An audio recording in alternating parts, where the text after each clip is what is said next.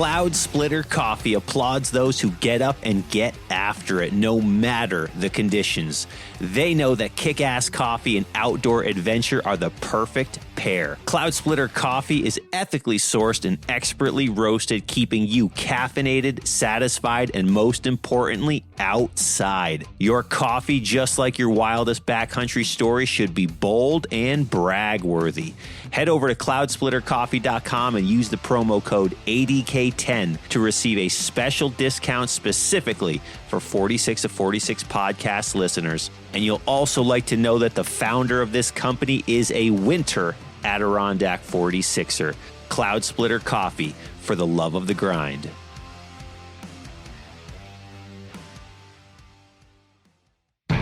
This is the 46 of 46 podcast summit session, where we'll talk all things Adirondack, backcountry, and beyond. From high peak stories and adventures to trail tips and tricks, we'll dive deep into the heart of these mountains and the people who passionately climb them. Adirondack maps and spruce traps to bushwhacks and backpacks. It's all here on the 46 of 46 summit sessions.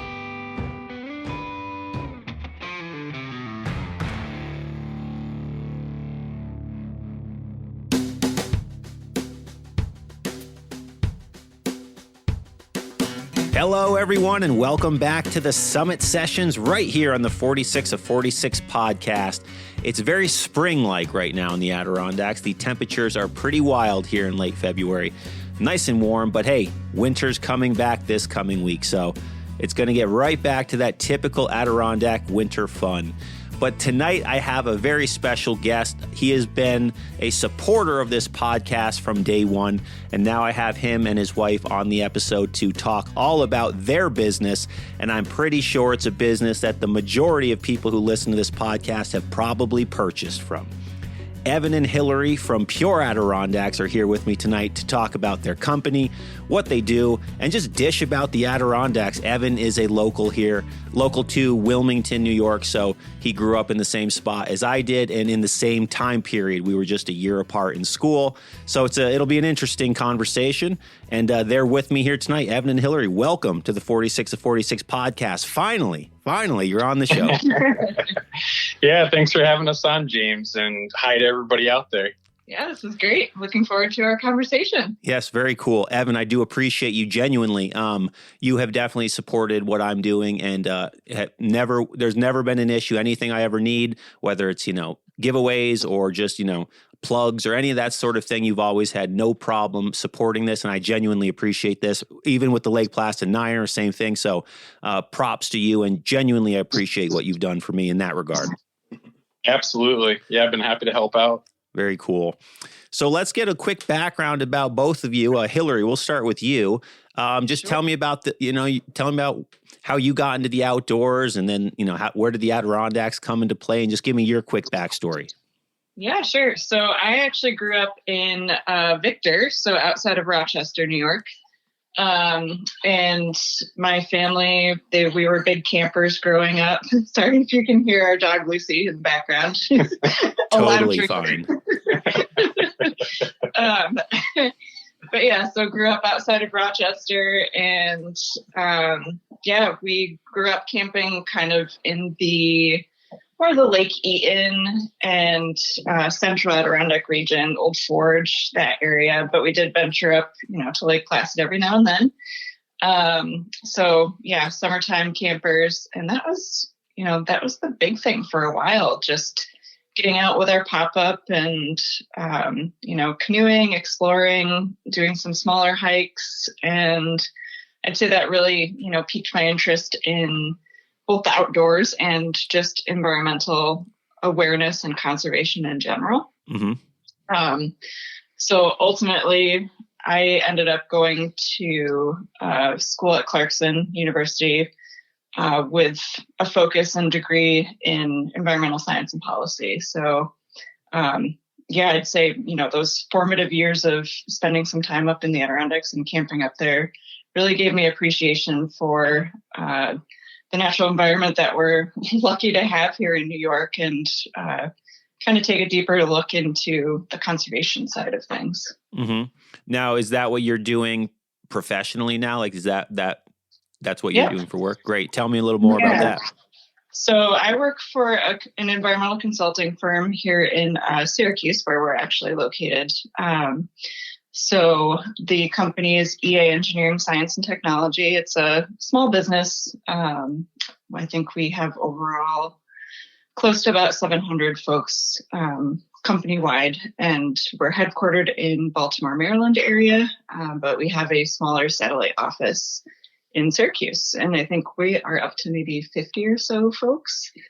But yeah, so I'm an environmental scientist with the company, and we do primarily site characterization and remediation type work out of our office. So we actually do quite a bit of work with the DEC.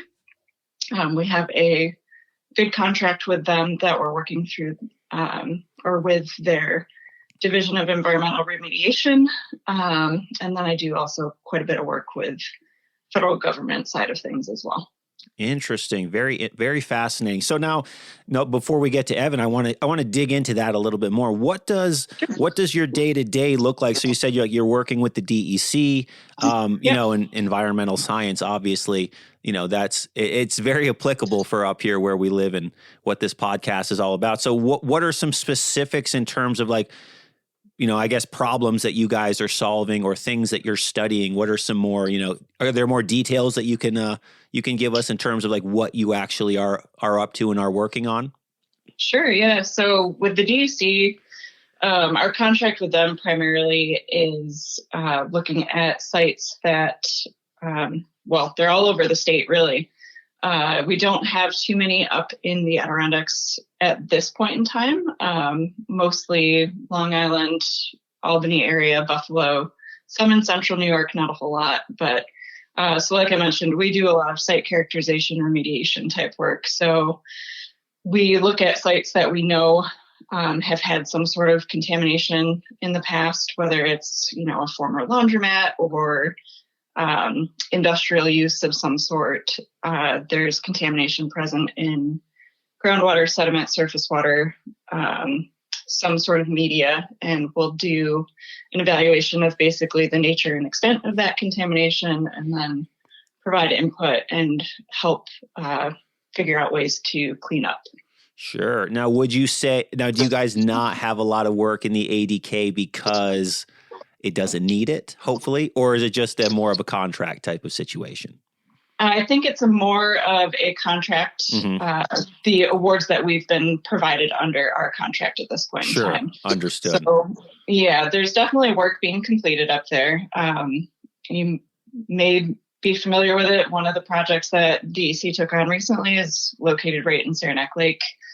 There was a former MGP site there that they've been doing some work on, and EA has been awarded a new contract so we will actually be able to get to work on that site. It's moving from kind of a construction phase into a site management phase where they're going to be doing some long-term monitoring on site and just making sure that the remedial action that was implemented at the site is actually being effective and basically doing what it was supposed to do. All right. Very nice. So Evan, hit me with your background. Tell me about how you got into the outdoors, and obviously you're from the ADK. So hit me with a little bit about you. Yeah. So as you know well, I grew up in Wilmington, went to high school in Lake Placid, and growing up, we did, several camping trips, over the years throughout the summers of my family. Spent a lot of time skiing at Whiteface, living just a mile away. It was very convenient to be up there every weekend, if not some days after school. So really had a huge appreciation just for all those opportunities that were so close by. And after high school, I went on to Clarkson, and that's actually where Hilary and I met, I think, first day of school. And discovered our common bond in the outdoors, and found out she camped in the Adirondacks. And I think you even camped at the KOA campground in Wilmington that I worked at for a little while. Yeah, could have overlapped. Don't even know. All right, sure. Yeah, so there's a chance that I cleaned up the campsite that they were staying at after I left. Huh, nice. Yeah, so at Clarkson, I went with a business focus, and I didn't know exactly where I wanted to go with it, but after we graduated, we ended up moving to Baltimore, and that was where Hilary started with EA engineering. Mm-hmm. And I kind of, I was bouncing around between some random jobs, and it was the following summer I landed a job in the Caribbean in the British Virgin Islands, where I worked for a sailing school. I didn't have any prior sailing experience, but this was a job with some more computer work, kind of around the time social media marketing was like starting to get going. And I was a social media intern was my official job title, but ended up doing a little bit of everything, photography and video, grocery runs for the provisions for the boats, taking students to the hospital for hospital runs, a little bit of everything. But it was overall just a really great experience, and just one of those once in a lifetime things. So met some great people, but sadly that had to come to an end. So later that fall, I actually moved back up to Wilmington. So this would have been 2010, like fall 2010. And I went back to Whiteface as a ski instructor that winter.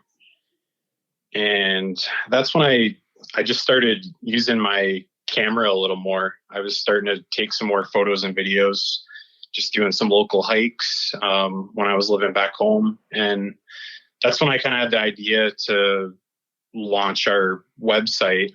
And it was just, the initial intent was for it to be an outdoor focused blog, just kind of documenting what I was doing in the area. And I don't know, I think it was the next spring. So it would have been, spring 2011. Hilary ended up moving up to Syracuse, and that was basically you kept your same role, but they had a branch there. Mm-hmm. that she was able to start her grad degree at SUNY SF. And I decided I would make the move down to the Syracuse area with her. So around that time, we started making a lot of trips, like up to the Adirondacks almost every weekend. And I think probably for the first couple of years, we didn't really know anyone in Syracuse other than maybe like some college friends. Yeah. Just because all of our free time was spent hiking, skiing, camping, paddling, like in the 80K. Mm-hmm. But when we started living there, I got the site going and was adding more content to it. So I was kind of providing the photos and the videos, and Hilary would do some, stories, like a write-up about, like, say, a camping trip we did. Mm-hmm. And I started working in marketing it ended up being 2 different companies over the span of about 5 years. And kind of in the background, just kind of kept it going. We added the social media channels. So it kind of started out as Facebook and Twitter, and eventually added Instagram. And we just started getting like some people following along what we were doing. And it was neat to hear like someone be like, oh, you inspired us to like, go try out this hike, or, go do this paddle. And there was more and more of that. So that's kind of how the first couple of years went. And we were just getting more traffic to the site, and, growth of the social channels, just more people commenting and just following along. So as I was working at one of these companies in Syracuse, I eventually had the idea to start getting into products a little bit. It started out with a calendar one year, and I sold a lot of those. And then the next year, I think I ordered some hats, and this was around the time I shifted our site to like a Shopify platform, but keeping all the content it has on there. And sold through all the hats probably within a month or two. And then started doing, some other items like some t-shirts, and eventually some mugs. I think that first year, that would have been 2015, probably did about 200 orders from like April to December. That's great. That's great. And then, so then I was going into 2016. It just kind of kept picking up more and more. And, I was adding more products. And meanwhile, this was all being stored, right in our small apartment at the time. So, it was spring 2016. I was picking up freelance work too, because of posting like some videos and photos through the social channels of our adventures around the Adirondacks. People started to kind of reach out to me. It could be someone that ran an event or just had a local business and were interested in, having some kind of photography or video to promote whatever it is that, whatever their organization was. So, I kind of started out with like, I did like the balloon festival in Glens Falls, like some breweries, did like behind the scenes video. It just kept one after the other, kept picking up more and more. So that spring 2016, I decided to leave my full-time job and just go with it and see what happened. We had just gotten our house, probably, I don't know, it was the year before. That August. August before. So we feel like we had some things in place that we were comfortable with, and based on like what Hilary was making, I was like, well, I'll go for it and just I see what happens. I can always try to find another job if it doesn't work out. But that's so I'm still full time with Pure ADK and kind of random freelance gigs here and there, but it's mainly an online shop and brand for the area. And we wholesale to local shops around the Adirondacks in upstate New York. And I still pick up like the occasional like freelance video job. Mm-hmm. No, I mean, you're the whole story of how Pure ADK started and came to be what it is right now. And if you're listening, it's pureadirondacks.com or pureadk.com. You'll make it to the same spot. But it's very organic and it makes perfect sense. And it was a very linear story too. It just kind of like progressed and progressed and progressed. And what was interesting is, what you're doing. I mean, there's other companies out there that, people are doing Adirondack, inspired type of products and whatnot. I definitely would say that you guys are the top dogs in the world of this. And I think that when you started it too, it was kind of new. And it's interesting, Hilary. So you're from Rochester, Western New York. Mm-hmm. Evan will appreciate this. So growing up here, I never knew coming to the Adirondacks was a thing. Like you grow up here and it's just like, this is just where you live. It's where everyone that lives in town, you go to school, whatever, you go home, and then you hope one day you go to college and you leave and never come back. I never realized until having come back later, and it was from somebody from Western New York who always came up here and was like obsessed with the Adirondacks. They're from Rochester also. And they went, just like you, they went to like the Old Forge area. Like that was their hub. But it was through him that I realized, oh, so this is like a thing. Like people like the Adirondacks. And, as just a kid growing up, you don't appreciate those things. You don't notice them because, it's like I saw the high peaks driving to school every day. The high peaks are right outside our high school window, but you don't notice them when you see them every day. And it's just like, it's whatever. But it was at that point when I realized like, wow, this is actually a thing. And it was actually pretty much right around when Evan was starting Pure ADK. And then it just made so much sense that with it being a thing, let's, turn it into something like it is a brand that you've created, and you've done a great job. It's very aesthetically pleasing. All the products that you put out, you've just done a fantastic job. And I really do feel like what you do at your website in terms of the merchandise, in terms of just the whole brand itself, is a very good representation of the Adirondacks and like the actual essence of it. So I applaud you on your efforts over the years. And I also applaud you as a business owner for taking the leap and going for it. I love that. I could do a whole podcast just on that, Yeah. that whole subject with you. Yeah, thanks a lot. It's been like ever evolving, and that's kind of how it goes with any kind of business. Like based on like what is changing in the industry or environment around you, just got to keep pivoting. And it kind of, for a while there, I was more focused on like the video photography side of things. But it got too difficult to be wearing so many hats and jumping all over the place. While I was trying to like manage the online store and the inventory and the vendors I worked with. And while, I was still working that other job as well. So sometimes I would have like a whole pile of boxes that I'd go out to my truck during my lunch hour and like go to the post office and drop all those off before I figured out I could actually do like package pickups like directly from your house and all that. But yeah, I think for us, like going back to like growing up in the area, I appreciated it, but it wasn't until I really got away that I realized how much I missed it. And we did some really great things. Like in college, we studied abroad in New Zealand, and it's one of the most beautiful places on earth.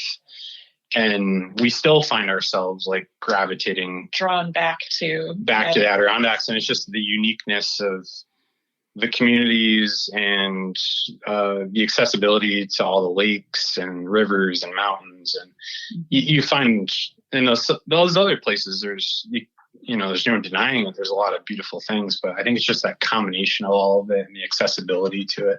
Yeah, it's a very, very unique, just overall ecosystem that includes human habitation in it as well, which is really cool. You don't see that in a lot of places. And yeah, it is like, it was a destination for us. That was a big thing for us to go up and be able to adventure and explore up there. So yeah, I think a lot of people feel that way and, appreciate having some memento of their time spent in the Adirondacks. And that's kind of what, we've realized is high quality gear or products are big things that people look for. Sure. So, yeah. I mean, for me and like, my platform and my podcast and everything, I've always said I bring the Adirondacks to you when you can't be here. And I think what you guys are doing is exactly the same thing as well, but in a merchandise type of form. Even though your site has there's tons more on his website other than just merchandise. It's a plethora of resources and biking, hiking, camping, paddling, all the sorts of things. Snowmobiling, you have a whole section on snowmobiling on your website as well. Lots of great stuff. But yeah, it really is, I'm obviously well aware of the analytics of my podcast and that the vast majority of listeners of my show are Buffalo, Rochester, and New York City. It's people around the 80K that and this is another reason I wanted to have Evan on the podcast, because I think he's also one of the people who really authentically and successfully is bringing the essence of what this park is to people who aren't here. There's just something about when you cross into the blue line and you hit one of those signs, no matter which of the 4 or 5 roads you might pass to hit one of those signs. There is something to it. There is an essence that, and even for me, I travel back and forth to New York City for work. When I hit the sign, I feel it too. And it's hard to explain. And I know every single person listening right now knows exactly what I'm talking about. When you cross into the park and you hit one of those signs, there isn't an unexplainable essence. And I think you do a fantastic job bringing that to people when they can't be here and being able to, like, exactly as you said, Hilary, take like a memento with you home, take a piece of the park home. And I think it's a beautiful thing that's even something that people can do. And you guys do a fantastic job. So kudos to you again. So now you guys are obviously doing lots of different stuff when you come up here. You ski, hiking, paddling, camping. What are some of your favorite places to go, your go-tos? Well, that's tough. Yeah, it's so hard. we've definitely, an area that we haven't been to as much is like the whole area surrounding Lake George. Like we spend time around there, but because of where we are, Syracuse being our home base, we tend to usually head up through, Old Forge to Indian Lake and, Racket Lake, that corridor quite often. But yeah, it depends on the season and whatever activity we're looking to do. But we like to try new spots too. We'll just kind of pull out the map or do some searches online and just to try to keep doing new things. And that's one of the great opportunities of the area, just how it's kind of endless. It's so big that there's really endless opportunity for exploration. I think people, and rightfully so, the High Peaks area obviously is incredible. And, those mountains are just big and dramatic, and for New York State anyways. But yeah, a lot of people tend to focus in on that area, but there's so much more to the park. And I think that's what we've spent a lot of time the past few years anyways, exploring, is kind of outside of that area. No, that's great. Over the summer, my family did the same thing. So we had like a summer staycation. I had a week off from working, and we were gonna do a trip. But I was like, it's the summer. Why would I ever want to leave here? It's perfect here. So we did a week long staycation. I did a podcast episode about it. But yeah, we went to the northern part of the park. We went to the Lake George area, which, similar to you, Evan. I mean, obviously I've been to Great Escape and I've been there, but I've never been anywhere else other than to the Great Escape in that kind of neck of the woods. But we drove there. Then we went to Old Forge and Blue Mountain Lake, and we did that another day. We just did exactly that, went to the different parts of the park. And it's funny because people who live in those areas, the people, especially that Old Forge Inlet area, they'll say Lake Placid and the High Peaks is the fake Adirondacks. And then people in people in Lake Placid will say that, I know, Lake George, that's the fake Adirondacks. That's not really Adirondacks. That's more like Saratoga. They latch on to Saratoga. They can't latch on to both. But it's obviously just good fun. But there's so much more to the park than just the High Peaks region. And I've tried to spread that message out to so many people. And I have a whole list of different episodes I'm trying to put out, sitting right behind me here about exactly that, about exploring different areas and spreading out. Not just the foot traffic in terms of, the mountains, but just spreading out the love and, the money that you're spending. We don't need to pretend this area doesn't only survive on tourism. That is how it survives completely. So there are so many cooler areas to go to, especially if you just want that off the beaten path, quieter, much more remote, rugged type of vibe. There's, so many other towns that need it and, need the help and are great spots that a lot of people aren't going to. Yeah. Depending on the trip, say if we're doing a day trip from here, we kind of have some of our go-to stops for food. And, there's a shout out to Sweet Basil Diner in Barneveld. Just a small little place. So we'll fuel up for the day first thing in the morning and go either, depending on the season, go do a hike or a snowshoe or a ski, or we've gotten really into mountain biking in recent years. So then we'll just keep heading north from there, and we'll do our activity for the day and maybe hit Screaming Eagle for pizza and wings in inlet area, and head back. Or, if we got the camping gear with us, we might go pitch a tent somewhere. We've kept it pretty, I don't know, we're flexible, and depending on the weather and, we got our dog Lucy, she's up for whatever. So sure. And we like to, bring a lot of friends to the area that haven't, seen some of these places. And some of our closest friends around us now we're actually customers of ours.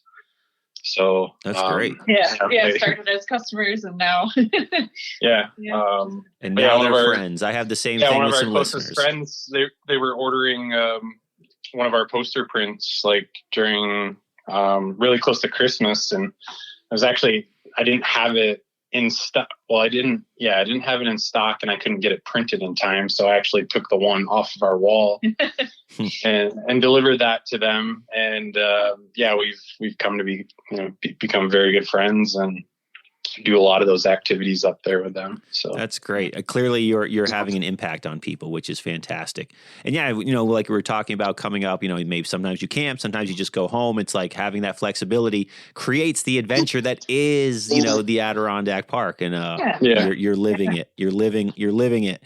And you also mentioned mountain biking. And I know over the years you've been, you post a lot about different trails and different trail organizations. And I know you partnered with one of them. You have stuff on your website that are for sale, merchandise that partners with some trail organizations who build these trails. Tell me a little bit about that. Yeah. So, like up in Wilmington and, Lake Placid, Saranac Lake, Keene, Elizabethtown, there's tons going on with the mountain bike trails. So yeah, we got Barkeeter Trails Alliance up that way. And it's usually a farther trip for me to make some of the volunteer days. So I haven't been out with that crew yet, but I try to help promote those trails and, just be supportive of, everything they're doing. And yeah, it's a blast. Like I wish that was all there when we were kids. It's great. It's great that it's there now. And then, other parts of the park, you've got, you mentioned like those shirts on our shop right now. So Wheelerville Trails in Caroga, New York. It's actually town land that they got the permission to build trails on this plot of land. So they've been building trails the last couple of years. Really fun, flowy. They've got, fun features you can go off of if you're into the jumping. And so Jeremy Manning, he's one of the guys that's kind of spearheaded that project. I helped him out with getting the shirts set up and printed through one of the screen printers I work with. And now just helping out with selling those like through our site and even at their bike festival last summer. Just because I kind of got it down when it comes to getting the product created and getting them shipped out. So basically any of those sales I collect, all that money just goes back into the trail system. Yeah, that's great. And yeah, it's funny what you talked about with you wish these mountain bike trails were here when we grew up. It's crazy how when you see them for the first time, because they're so nice. The mountain bike trails are all over the park are so nice. And growing up, to give people like an idea, so I grew up on a BMX bike. That is what we did, and through college, that was life. Like I listened to punk rock music and I rode my BMX bike. And in Lake Placid, we had a whole trail system built, and we had like a skate park in our backyard. My dad was a contractor, so we obviously had the ability to build things. But growing up, we would have different trails in different parts of Lake Placid until the town found out about them. And then one day after school, where we're all meeting at these trails after school for weeks and weeks and weeks. And then one day you'd get there and there'd be a backhoe there. And it's like, oh, I guess they found out about these trails. And then we would find a different place in Lake Placid in different woods and then start building trails there. And it was then it would be there for a few weeks. And then, the town found out about them. Now they're going to tear them down. And then like right after, kind of like a few years after we finished school, Evan, that's when they had a skate park, and it's like, no one uses it because all the kids who grew up desperately asking the town and wanting to have a skate park, they're gone now. And therefore, there's no younger generation who want to utilize the park. And they're like, well, we built you a skate park. You don't want to use it anymore. It's like all those kids who were asking you for it graduated 3 or 4 years ago. They're gone now.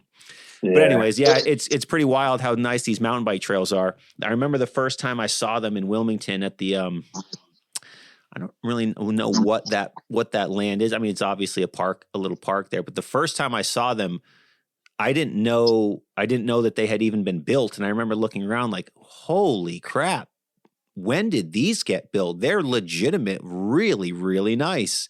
Yeah. It was mind blowing.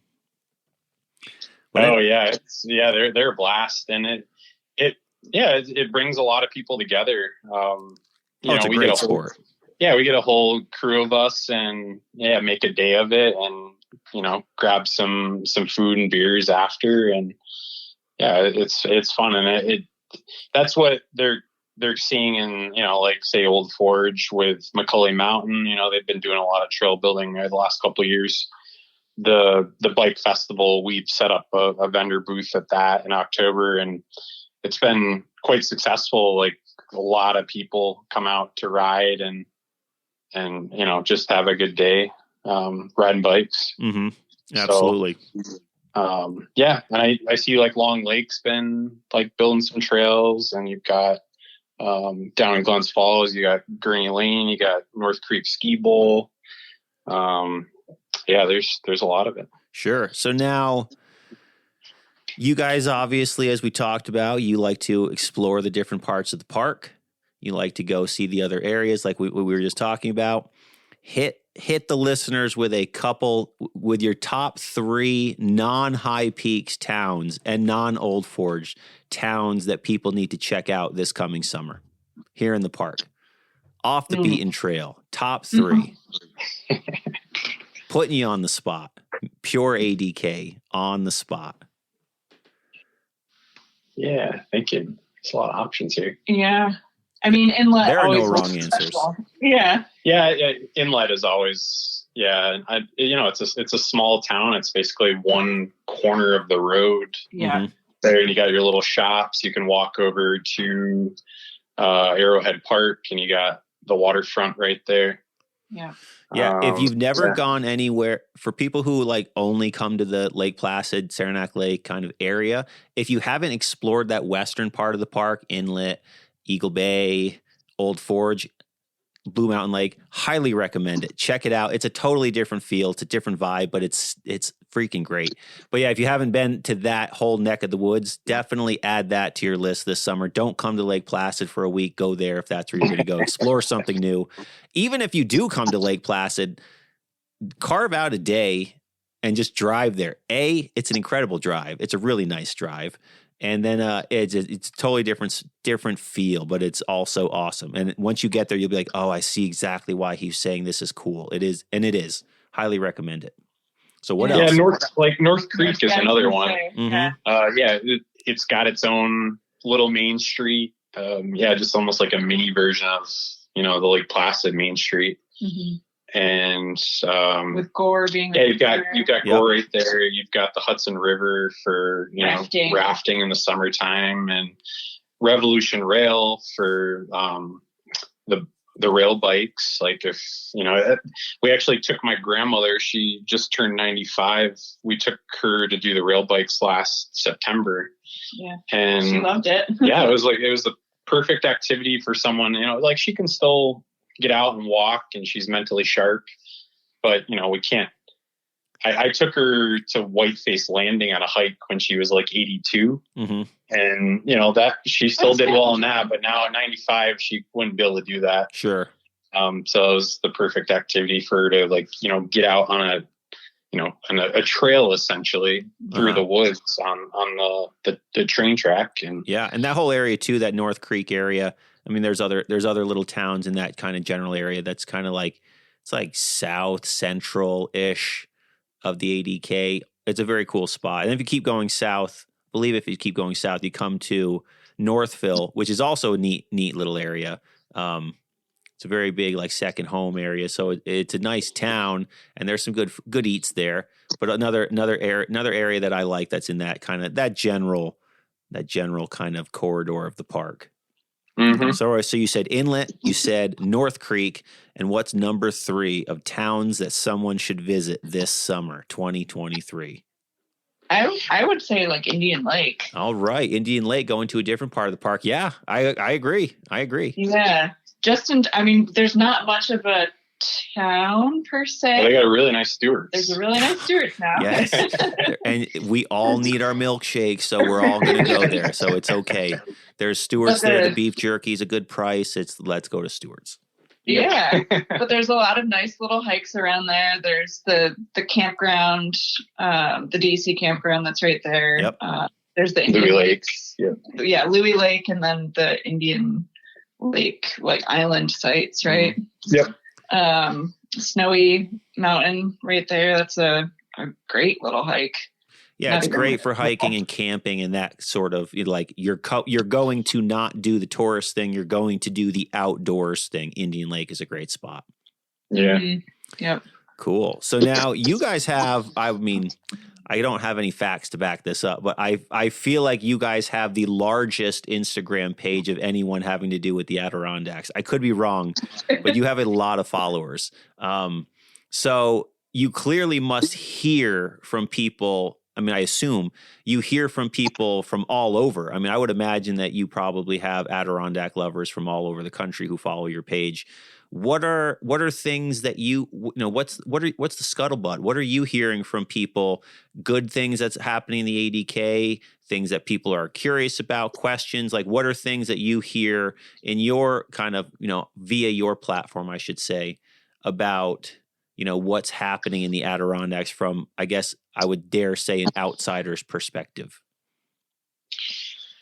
I'm trying to, because I get a lot of questions, and it could be through, could be emails too, because you guys have a big email list.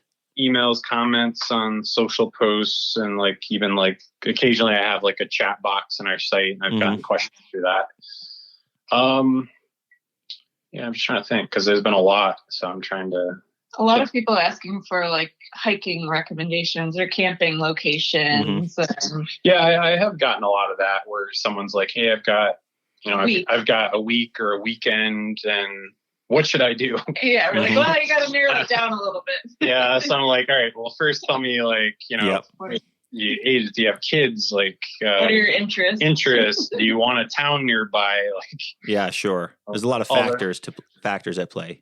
Yeah, so eventually we drill it down after I hit them with a series of questions. But I have jumped on the phone with some people, and I'm we're not we're not like a chamber of commerce or anything like that. Tourism board, but we've been a lot of places and chatted a lot of even places we haven't been. We've read about them or talked to other people. So try to help out as much as possible. But yes, very cool.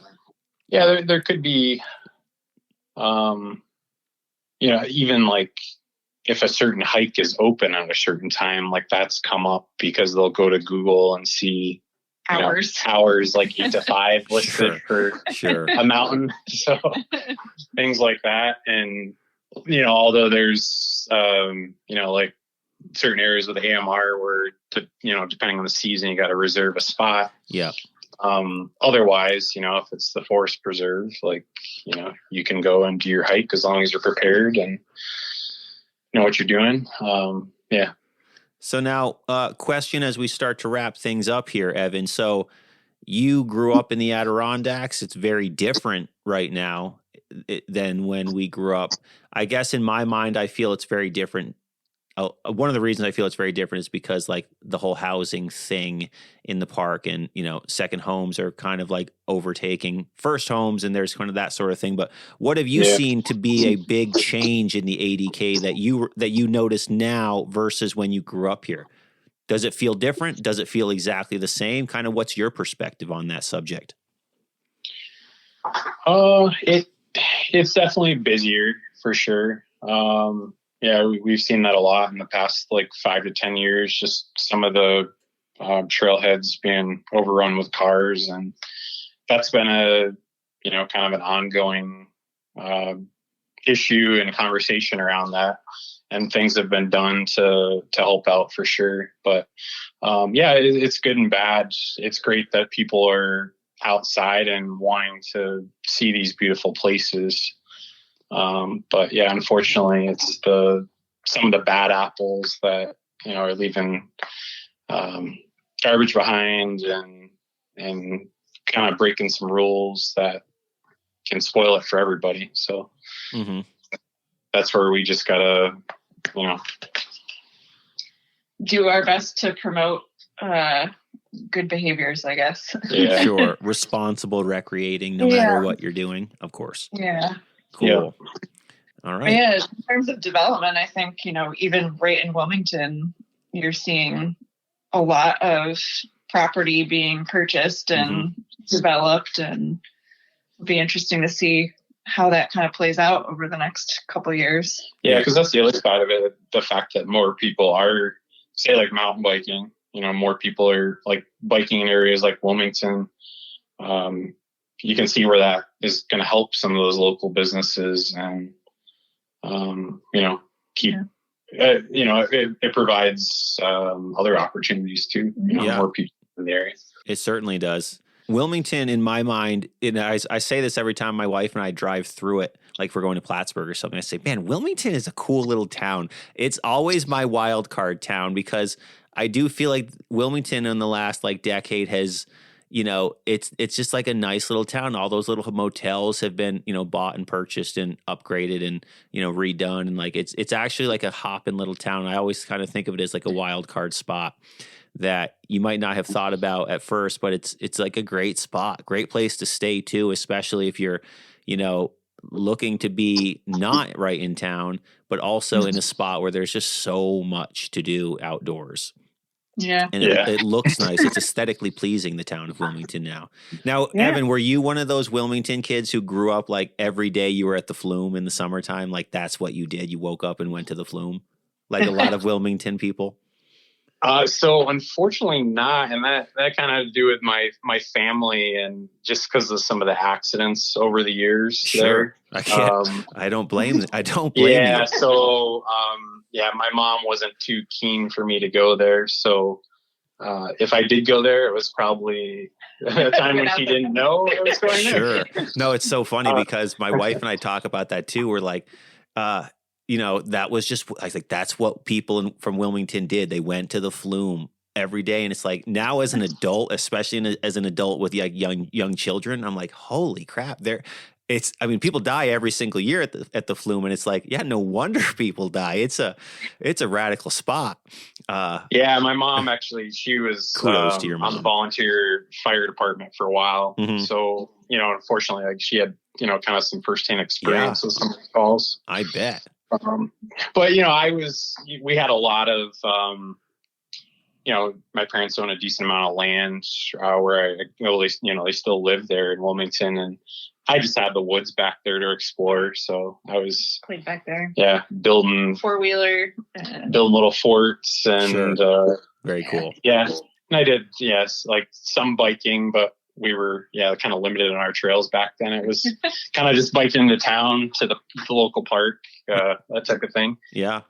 No, very cool. It's so funny as an adult now thinking about some of these spots. Like as a kid, we would go all the time. Even, I get people asking me all the time now about, spots to, they're like, we always hear, and we've heard it on your podcast where you've talked about like spots where you jump off rocks into rivers, and, there's Split Rock, there's the Flume. And I always tell people, I say, there's the Flume, which is popular. There's Split Rock, which is popular. And then my next sentence always is, people die at both of them every summer. So take that with you as you go to these spots.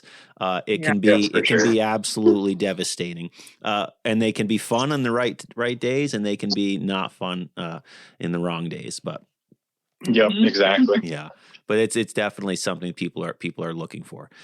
So as we start to wrap things up, I'd like to ask people the same 3 questions. But before we get to that, I want to ask you, what is on the horizon for Pure Adirondacks? What can we expect coming from you guys here in 2023? Well, we're always looking to come out with fresh designs with our products. So I work with several freelancers or actually some that are full-time doing their own graphic work and websites, and it's just kind of been through random connections. Most of them are located in upstate New York or in the Adirondacks, and so we'll be trying to drop some fresh products throughout the year. Actually just came out with a collaboration with Bike Adirondacks with Doug with a cycling jersey. So using one of our poster designs for that's actually the main part of the design for the cycling jersey. So that just came out today and will be on pre-order until like the middle of March. Awesome. So for the cyclists out there, that'll be on bikeadirondax.com. So I'll be helping promote that a little bit. And I think you had Doug on for a podcast as well, right? I did, yeah. Doug was on an episode. He actually came here to my house and we recorded it in person. It was awesome. Oh, that's excellent. Yeah, it was a fun time. Great getting to know him. And actually, through that episode with Doug, I met another person who is a big bicycle, cycling, mountain biking person who had never heard of the podcast before this. And then he listened to that episode, which introduced him to my podcast. And he since then reached out to me and we chatted and we've become like very good friends, but we met because he listened to my podcast from that Bike 80K episode. Shout out to Casey from Tacticalories. But yes, so I met like a good friend from having that podcast with Doug. Yeah, that's great. That's one of the, like we talked about earlier. Yeah, some of our really close friends now were customers to start. Yep. Yeah. And some others actually were just meeting through interactions through some of our posts on social media. That we still keep in touch with to this day, and have done random trips with. Yeah, it's fun. Very cool. So Hilary, let me ask you a question. Before we wrap it up too. Being an environmental scientist, what do you see as like challenges and issues from like a conservation perspective that we're dealing with here with the Adirondack Park, or what we're facing, and things that people can do on the conservation side to do what needs to be done. What from your obviously very studied and professional opinion? Yeah, that my day-to-day work is very different, I think, from a lot of the work that takes place in the Adirondack Park. But I know the big things that really get people interested and involved are, preservation, conservation type work. So anything that helps to either, maintain trail systems and make sure that, down the road, 20 years, future generations will be able to enjoy everything to the same extent that we can. Anything that deals with that kind of environmental conservation aspect, I think, can get people out on their feet and moving. Helping with volunteer work, trails, and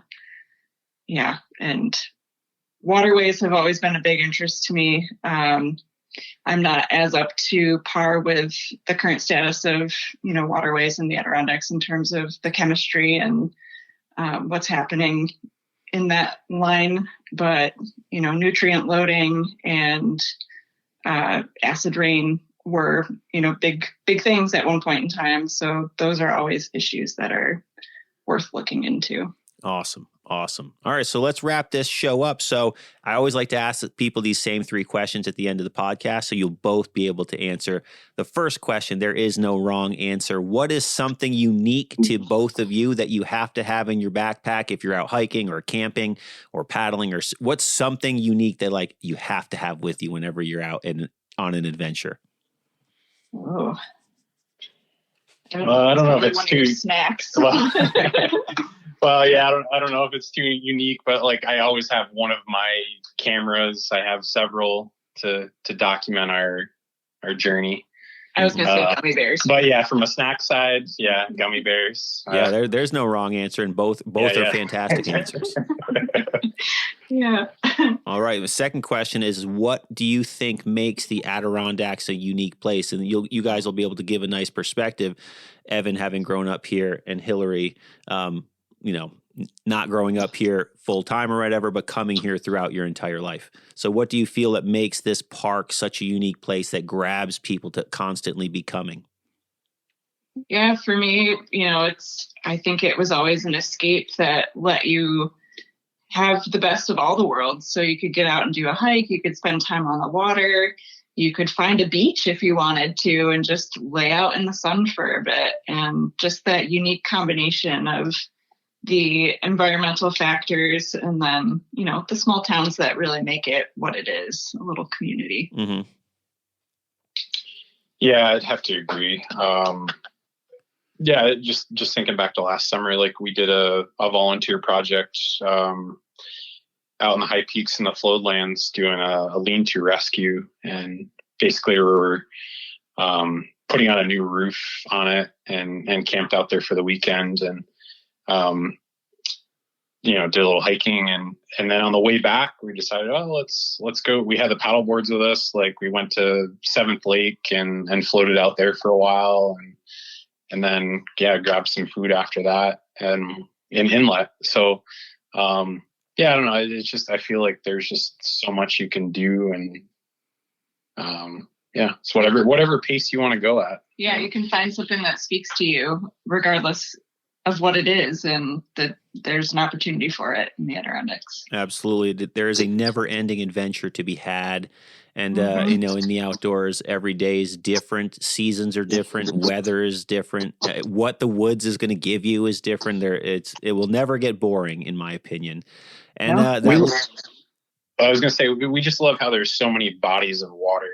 Mm-hmm. Yeah. Because, some of these other places we've gone to that we really like, they might have really awesome mountains, but you don't really find, as many like lakes and ponds in some of those regions. Yeah.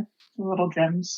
Yeah. There's so many like communities of people and people who come up here, and like water is everything for them. The same way, like obviously for me in this podcast, mountains are a big thing, but there's just as many people who are just, obsessed with all the different things involving the bodies of water, fishing, kayaking, paddling.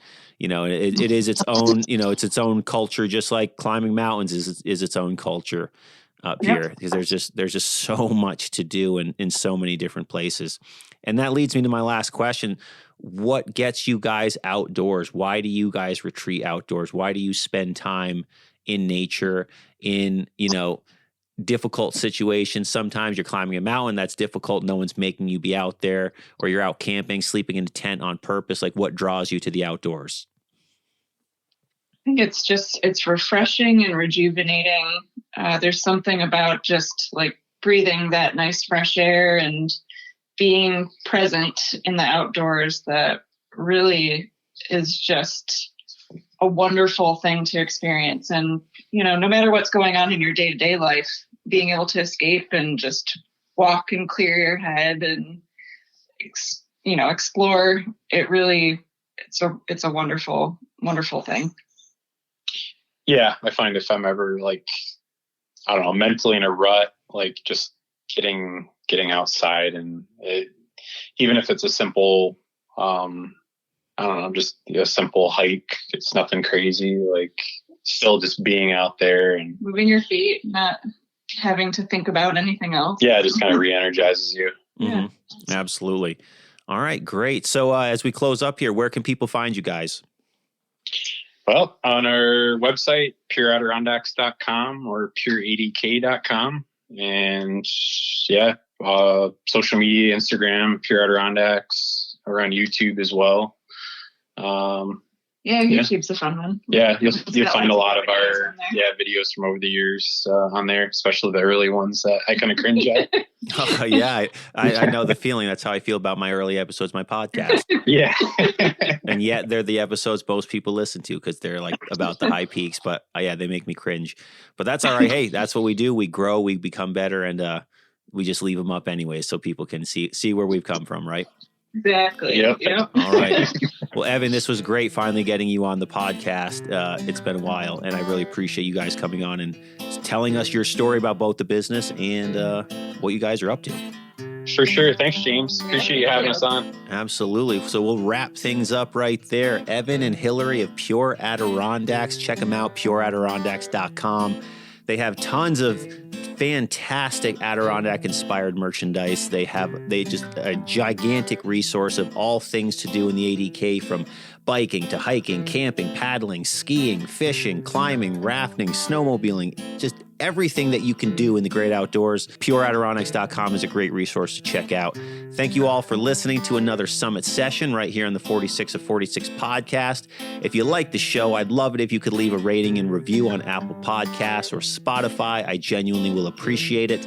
If you got time, head over to 46of46.com to learn more about the show, support the show. You can pick up my ebook that's there. If you're thinking about climbing the 46 high peaks, it's a fantastic resource that I've put together to get you on the right track to having a successful and safe Adirondack 46er journey. You can check that out. But check back on Fridays right here on the podcast for new mountains, new stories, new guests, and new episodes. I will see you next time. Remember to always leave no trace, do the rock walk, and if you carry it in, carry it out. See you on the trails, everybody.